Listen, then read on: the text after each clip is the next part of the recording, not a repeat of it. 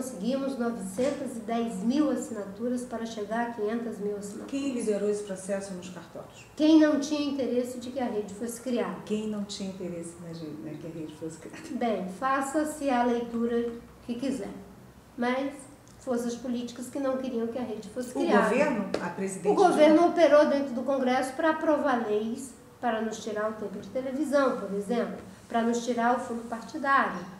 Não é? Claramente foi uma ação da bancada do governo e que, em alguns casos, tem a colaboração do próprio PSDB, como é o caso dessa lei que acaba de ser aprovada agora.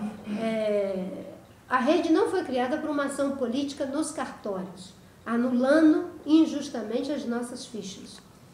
Depois das eleições, nós já coletamos cerca de 100 mil assinaturas. Nós precisaremos apresentar em torno de 42 mil assinaturas. Coletamos 100 mil para ter uma boa margem de diferença. Nós, como no primeiro processo, fazemos uma triagem pelas nossas mãos para mandar para os cartórios as fichas da melhor forma possível. E mandamos, parece que já cerca de 80 mil fichas para os cartórios para poder chegar às 40 mil. Então, a nossa parte está sendo feita. Eu espero que os cartórios entreguem as nossas fichas. A mim me causa um estranhamento profundo ver declarações dizendo que nós somos enquadrados na lei que foi recentemente aprovada. Por quê? O nosso processo está em aberto. O nosso processo está em tramitação. Imagine que você tivesse alguém sendo julgado num país em que não há pena de morte. Ele está para ir a júri popular e, de repente, é aprovado no Congresso a lei da pena de morte e os juízes, os magistrados, todos decidem, suspende o processo, vamos entrar com uma outra queixa-crime para que ele seja julgado pela pena de morte. A lei não pode retroagir para prejudicar. Então, eu não acredito que isso possa prosperar. Se isso prosperar, de nos enquadrar numa lei em que será preciso coletar 1,5 milhão de assinaturas, quando todos os partidos que junto conosco entraram com o processo foi de 400 e poucas mil assinaturas, não é? Se os que foram criados no mesmo período em que entramos e o nosso processo continua aberto, podia ter assinatura de pessoas que são filiadas em outro partido, porque a democracia é isso. Eu posso ter um partido, mas eu concordo que outra pessoa possa ter o partido dela. Né? Essa lei de que você não pode estar filiado em partido nenhum, né? É claro que é uma cassação branca dos meus direitos políticos. O PSB nunca teve a expectativa de ter a Marina Silva. Eu fiz uma aliança com o Eduardo Campos como rei de sustentabilidade. Se você olhar o primeiro encontro que tivemos, tinha 2 faixas, PSB e Rede. Tinha 2 lideranças, o líder do PSB e a liderança da Rede, que era a Marina Silva. A minha filiação ao PSB foi uma afiliação, né, transitória, democrática, utilizando, foi até o Eduardo que lembrou dessa categoria, das filiações democrática, transitória ou provisória, que acontecia antigamente dos partidos de esquerda com o PMDB. Ele disse, você pode fazer a mesma coisa, e era única e exclusivamente para que, se ele entendesse que eu deveria ser a sua vice, eu estaria apta a ser sua vice, sendo uma liderança da Rede, mas filiada ao PSB, porque, como não tinha o registro da Rede, eu não poderia ser pelo meu próprio partido. Mas o PSB, isso tudo ficou bem claro, mas e daqui para frente, o que acontece com o PSB? O PSB vive o trauma da perda daquele que congregava todos os grupos dentro do PSB. Antes essa congregação era feita, essa agregação era feita pelo Arraes. O Arraes teve o tempo de gestar o Eduardo cumpria esse papel como ninguém, não é? E, infelizmente, com a perda dele, o PSB vai precisar de um tempo para se reelaborar, para se reprocessar, para metabolizar tudo isso. Não é? A perda do Eduardo é muito grande. Eu fico pensando, como seria hoje, diante dessa crise, se ele estivesse também aqui? Com certeza, facilitaria um pouco mais o diálogo.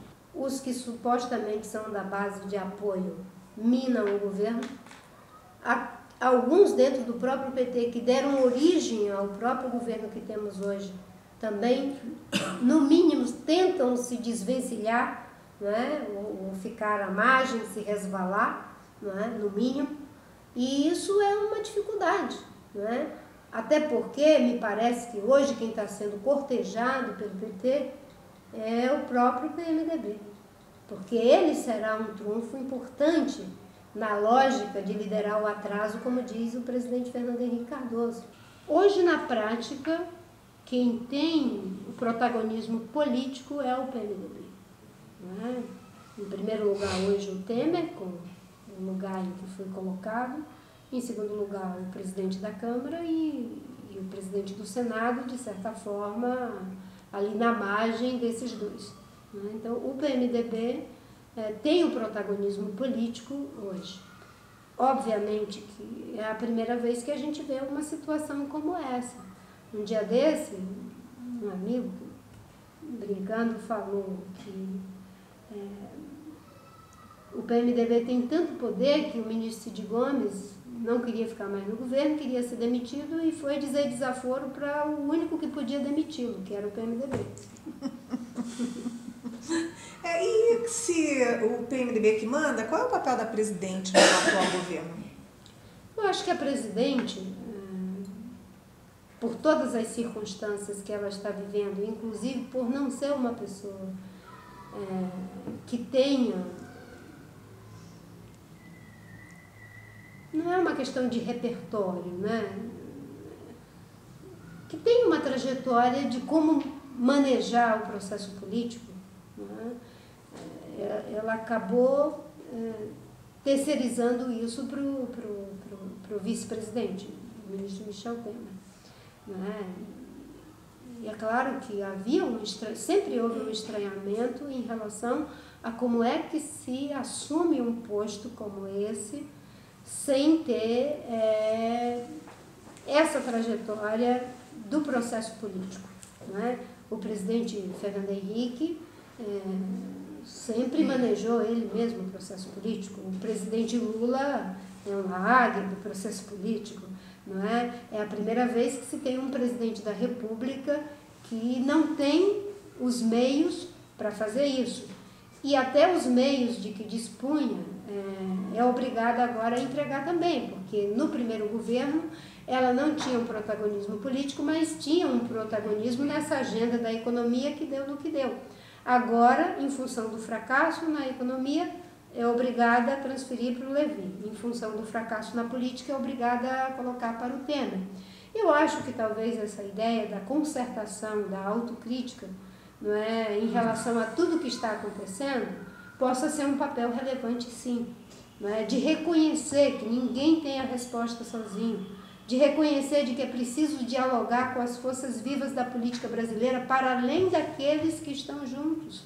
Né? E como é que vão ser os próximos 4 anos? Bem, eu não quero que seja pior do que já está. Não quero, sinceramente não quero. Mas teme isso? Porque quem pagará o maior preço serão os setores mais vulneráveis, que perderão seus empregos, que perderão um pouco do poder aquisitivo que tinham, não é? Serão os jovens que não conseguirão mais o Pronatec, o ProUni, enfim, todas essas conquistas que a sociedade brasileira vinha experimentando. Não é? Eu torço para que não aconteça. A senhora torce, mas teme que aconteça? Todos tememos. Não imagino que nesse momento exista um brasileiro com o mínimo de consciência do que está acontecendo que não tenha esse temor. E o gesto da presidente de entregar o processo político para o Temer, de entregar o processo econômico para o Joaquim Levy, com certeza demonstra esse imenso temor. Eu estou fora do PT desde 2009. Né? Não é tanto tempo. Não é tanto tempo, mas nesses poucos anos muitas coisas aconteceram que com certeza não faz parte do PT que eu conhecia ou que imaginava conhecer. Inclusive a campanha que foi feita, eu nunca imaginei que pudesse ser protagonizada pelo PT. Né? Sempre imaginei que tendo vivido o que nós vivemos de preconceitos, de ataques mentirosos e levianos ao presidente Lula, de que isso era mais do que suficiente para jamais fazermos isso com quem quer que seja. E fizeram com a senhora? Pois é, tu dizes. O presidente Lula seria ou será um grande candidato e um fator de catalisação da crise em 2018? Eu, antes de pensar em quem podem ser os grandes candidatos, eu quero pensar quais são as grandes propostas para esse país. E, infelizmente, eu não vejo elas sendo debatidas nem no PT, nem em lugar nenhum. E nem acho que seja possível um debate exclusivo que não considere os diferentes legados que a história tem à nossa disposição.